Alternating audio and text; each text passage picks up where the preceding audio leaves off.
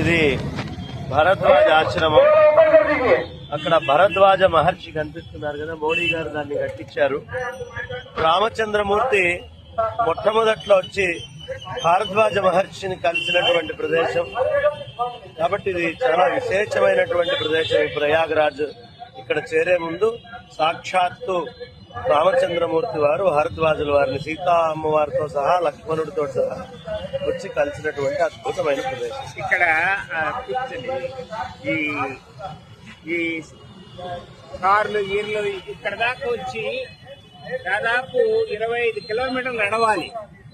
మాకు భగవంతుడు ఎంత అనుగ్రహించాడంటే ఈ స్వామీజీని ఇచ్చేసేసి ఈ రోజు ఎవ్రీథింగ్ వారితో దివ్యానంద స్వామీజీ వారితో పాటు ఏమి ఇబ్బంది లేకుండా ఈ ట్రాఫిక్ లో చక్కగా పట్టుకొచ్చాడు. ఇప్పుడు మేము ఎయిర్పోర్ట్ వెళ్తున్నాము, 6 గంటల ముందర బయలుదేరాం, కానీ ఎయిర్పోర్ట్ కి ఇంకో గంటలో వెళ్ళిపోతాం అనమాట. అంటే we have 7 hours in the airport time. ఇప్పుడు అందువల్ల ఈ ఆశ్రమాలు చూసుకుంటున్నాము. It's very nice thing for all of you, even to see the people. So God bless you all.